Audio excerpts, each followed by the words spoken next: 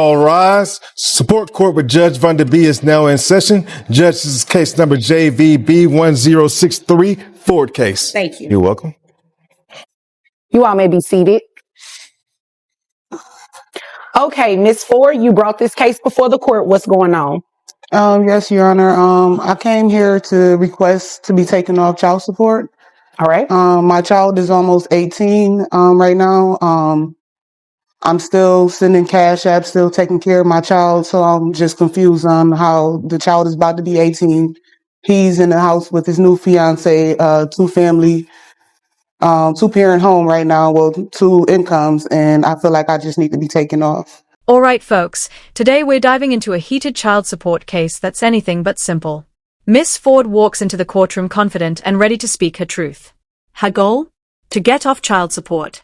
Her son is nearly 18, and she says she's still taking care of him herself. The judge stays cool and collected, quickly getting down to the details.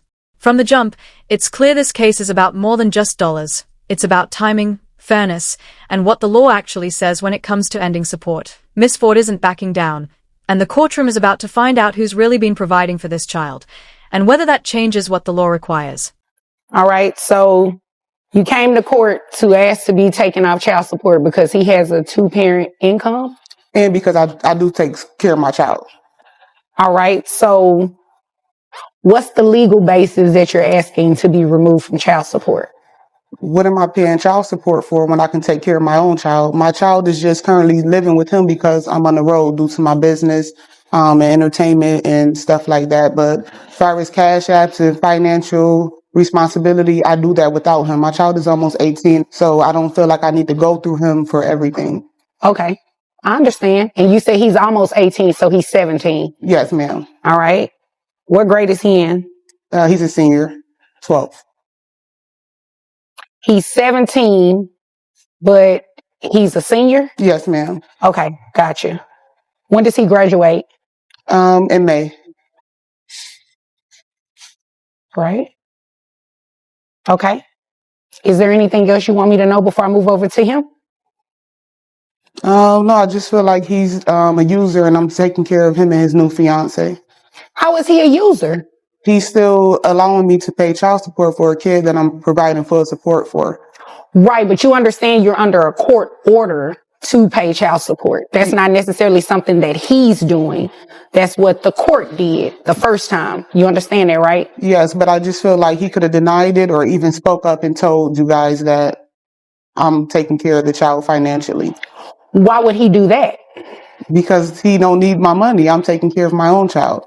Well, let's play devil's advocate a little bit. Would you have done that for him if the roles were reversed? Yes, ma'am. You would have opted not to put him on child support. If he's already provided financial responsibility, exactly, I wouldn't have done that. I don't believe that. Okay. Now this is where things really start to heat up. Miss Ford says she's been doing more than her share, sending money through Cash App, helping out even while working and traveling constantly. Her main point? The child's father now lives in a household with two incomes, so he doesn't need her financial help anymore. But Judge Van Bee isn't swayed by general statements. She wants facts, not feelings. Miss Ford pushes back, saying her son doesn't have to live with his dad, it's just where he ended up.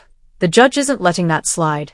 She makes it clear, if the child is living with his father and is happy there, that's what counts in court. It's a real standoff. Miss Ford is arguing from her point of view, while the judge is sticking strictly to the law. And you can feel the tension building with every word. I don't know. I see a lot of things when I'm sitting up here, right? So I can't necessarily say you would have done it or you would not have done it, but people in your certain circumstances, I can't say that I've seen them willingly not put the guy on child support when the roles were reversed. So I don't see why that even matters, that you take care of your child, the child lives with him, so you should be paying child support. You'd agree with me, right? I mean, my child don't have to technically live with him, but you're the judge, so whatever you say. But he does. I mean, technically, no, he doesn't, but he likes living with his dad, right? Yes, I agree. Okay, so you won't want to unroot him from living with dad if he likes being over there.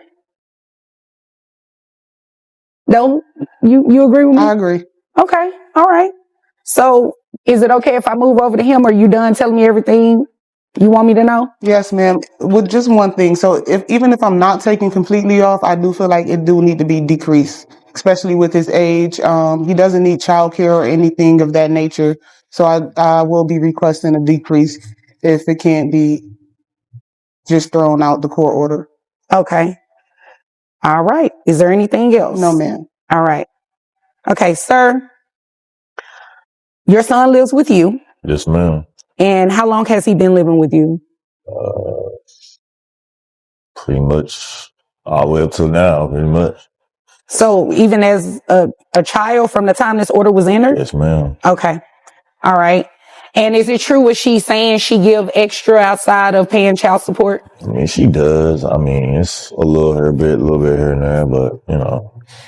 How much child support are you receiving right now? It's roughly around, it's probably about 700. Okay. Who carries health insurance? I do. All right. How much is your health insurance? Between, let's see, it's around roughly about $350.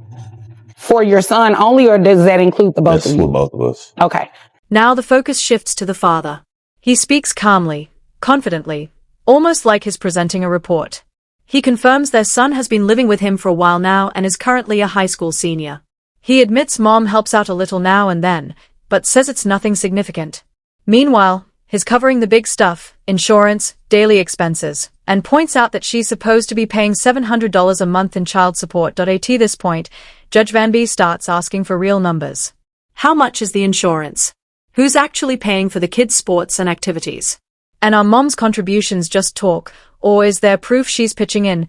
You can feel the energy shift. Now it's not just two different stories, it's a direct conflict. One side says she's helping fund her son's life. The other says he's doing it all. But someone's about to get hit with the truth and the receipts. All right. So if we split that in half, it's $175 a person, right? Okay. And your son is 17. He's still in high school. He graduates high school in May. All right. What other expenses does he have? Like, is he involved in anything extracurricular? Sports. I mean, he plays basketball, track. Who pays for basketball? Me.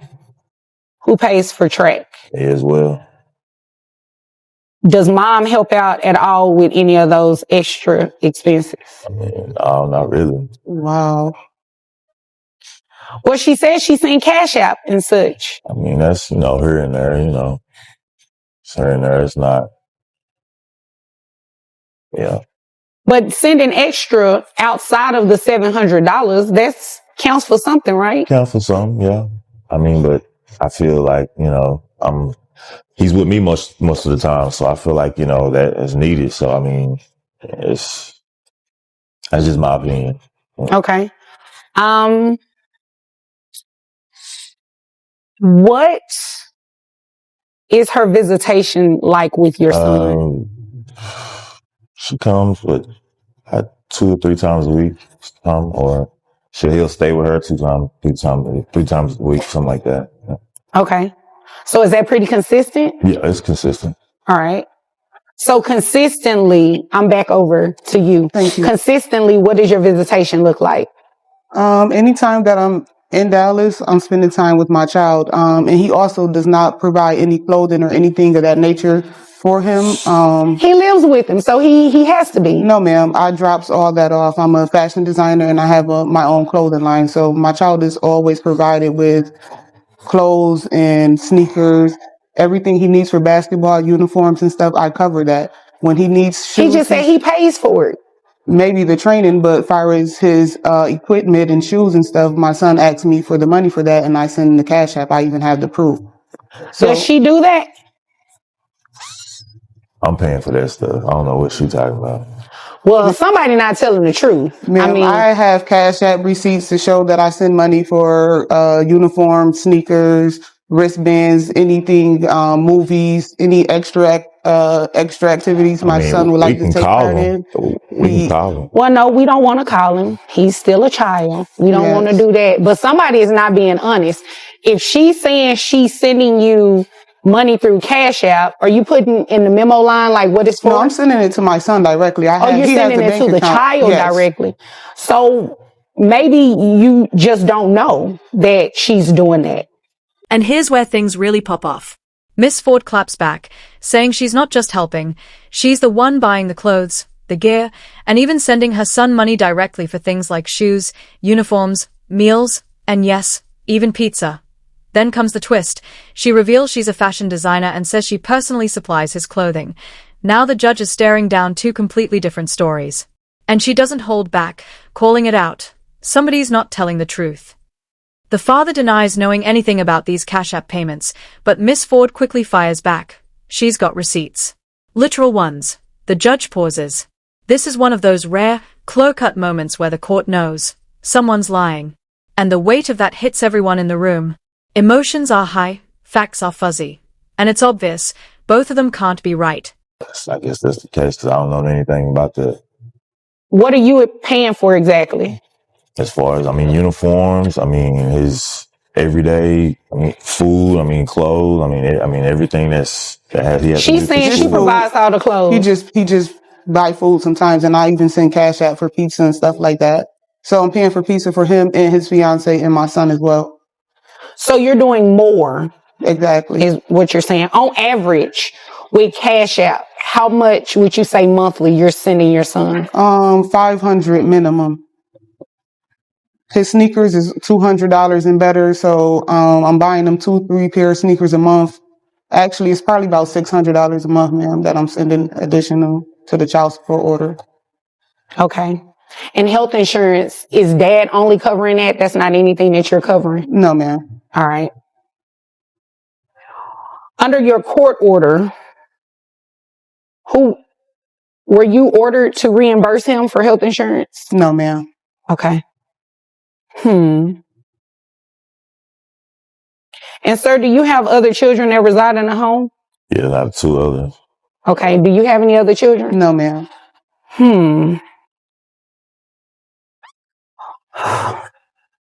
Here's the deal. Legally, you cannot come off of child support just yet. Reason being is that a child that is the rule is you pay child support for a child up until they turn the age of 18 or until they graduate high school, whichever one happens later. Your son is 17. He's still in high school.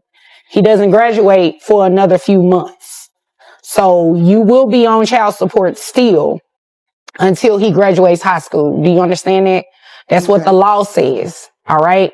Now, what I do think is very telling is that she is paying more. According to what she said, and you didn't refute it, she is paying more than the $700 that she's giving you monthly.